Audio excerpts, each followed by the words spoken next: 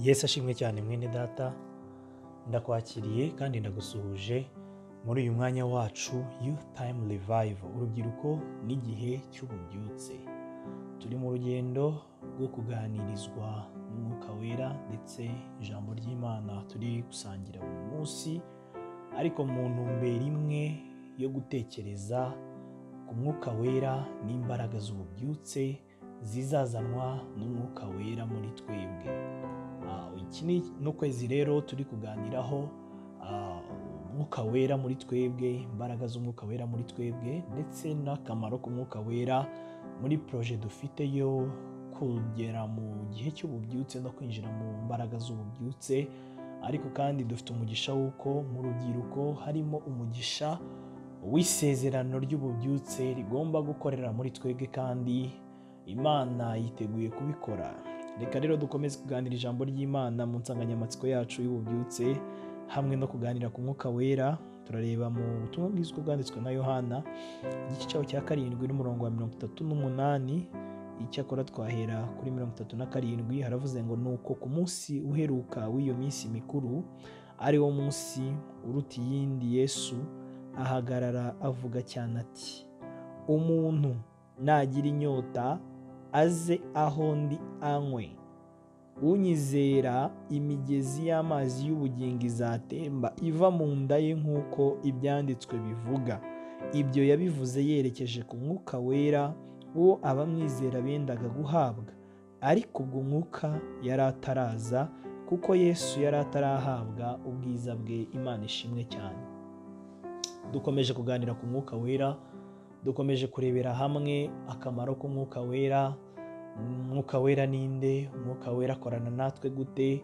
Kandi ibyo byose hamwe no kubimenya niko bigenda birushaho kuturemera ubwiza bwo kuhishurirwa ndetse no guhinduka nk'uko Kristo ashaka. Hano dusomye ijambo ry'Imana ritwereka Umwuka Wera, ariko rimugereranya nk'ikigereranyo cy'amazi. Umwuka Wera yagiye agira uburyo cyishura. Hari aho uzasanga ijambo ry'Imana rimwerekana mu ishusho y'amazi, hari aho uzasanga rimwerekana mu ishusho y'umuriro. Ibyo ngira tuzagira igihe cyo kongera gusaba Imana kugira ngo tubiganireho, nabyo ni ngombwa ko tubimenya. Ariko hano Yesu abwira abantu iri jambo yashoboye kugereranya Umwuka Wera n'amazi. Hanyuma ijambo ryacu uyu munsi riratwereka ngo urugendo rwacu nta mpamvu dufite yo gucogora. Hamwe n'Umwuka Wera nta mpamvu dufite yo gucogora. Mwene data, ni ijambo rikomeye. Hamwe n'Umwuka Wera, Yesu ashimwe cyane, nta mpamvu n'imwe ufite yo kuvuga ngo birakunaniye. Hamwe n'Umwuka Wera nta mpamvu n'imwe ufite yo kuvuga ngo birakuyobeye. Hamwe n'Umwuka Wera nta mpamvu ufite yo kuvuga ngo biragucanze. Kubera iki? Twasanze Umwuka Wera ukuntu abana natwe, akorana natwe.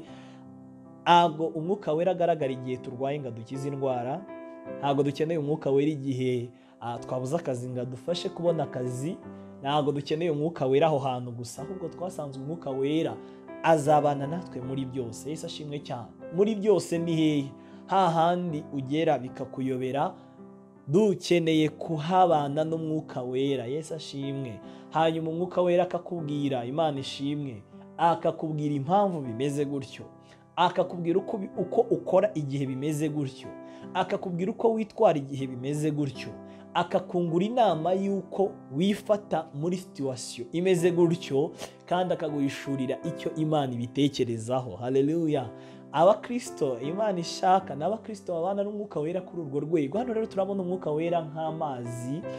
Yesu yamwerekanye, aravuze ngo unyizera wese, ngo imigezi y'amazi, Yesu ashimwe cyane, ngo izatembera muri we. Ni ijambo rikomeye ngo unyizera imigezi y'amazi y'ubugingo, haleluya, ngo izatemba iva mu nda ye, nk'uko ibyanditswe bivuga. Iri ni ijambo risa nkaho rigoranye guhita wumva ukuntu imigezi y'amazi itembera iva mu nda yawe. Hanyuma hasi bakavuga ngo ibyo bivuze yerekeje ku Mwuka Wera w'abamwizera bendaga guhabwa. reka twibaze ngo ese Yesu ari kwerekana gute umwuka wera kandi nk'amazi ari kuva mu nda yacu? Iyo urebye umugezi utandukanye n'ikiyaga. Ikiyaga ni amazi ateranyirije ahantu hamwe atimuka. Ni amazi ari ahantu hamwe ateranyirije ahantu hamwe ariko atimuka. Aho ikiyaga gitandukanira n'umugezi rero, umugezi wo uragenda. Umugezi uragenda utemba, nta guhagarara hamwe, uragenda kandi uba ufite urugendo rurerure rwo kuzagera ahantu nawe utamenya ngo uragarukira hekere ko ukurikiranye. So noneho Yesu ntago yagereranyije umwuka wera nk'amazi ahagaze ahantu hamwe. Oya, yagereranyije umwuka wera nk'amazi agenda. Yesu ashimwe cyane, amazi atari hamwe. Aravuga ngo abantu rero banyizera, uretse nze wumve ikintu kwizera Yesu bikora. Yesu ashimwe cyane, ngo unyizera, haleluya, ngo ikintu kizamubaho, ngo azaba nk'umugezi, ngo azagira umugezi utemba. Yesu ashimwe cyane, ngo usohoka uva muri we utemba. Birerekana iki? Birerekana ko kwizera Yesu intambwe ya mbere nakubwira no kumwemera nk'umwami n'umukiza w'ubugingo bwawe.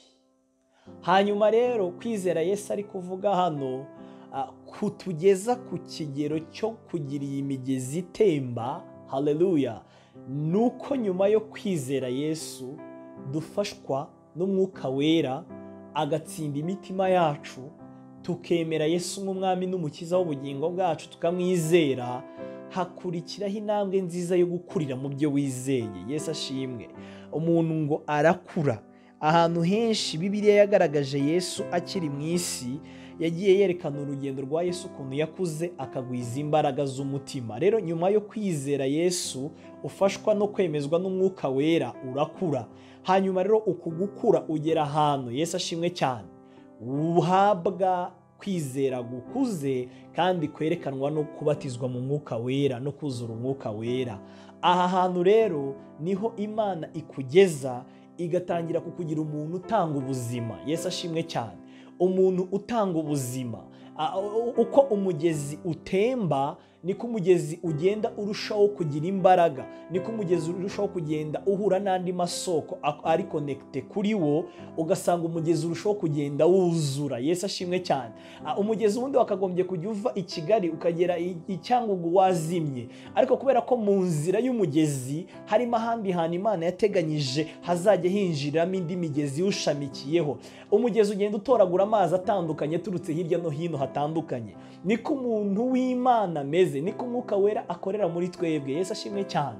Ntago umuntu w'Imana atungwa n'ibintu bimwe. Imana yateguye ubuzima bw'umuntu wayo ko agenda abona amasoko agenda azana ubuzima muri we. Yesu ashimwe cyane. Wakibaza abantu b'Imana babaho gute? Abantu b'Imana ni gute bagendana n'Imana ubuzima bwabo bwose? Imana ishimwe ko yateguye uburyo ki tuzabana nayo kandi ishyira ibintu mu nzira bizajya bikomeza bitwuzuza. Yesu ashimwe cyane. Umugezi ugira amacano awushamikiyeho agenda awuha amazi, umugezi ukagumana ubuzima bwo kuzura. Niko natwe nitubana n'umwuka wera, niko natwe umwuka wera naza mu buzima bwacu, ubuzima bwacu tuzagenda tuva mu bwiza bumwe twinjira mu bundi. Nagira ngo nkubwire ngo iki, mu rugendo rwacu nta gucika intege. Umwuka wera nuko akorana natwe, nuko agendana natwe, nuko aturindira muri Kristo Yesu, tukaguma kuba mu mahoro ye. Habwa umugisha. Youth Time Revival, urubyiruko n'igihe cy'ububyutse. Yesu akomeze kubana nawe mu izina rya Yesu, amen.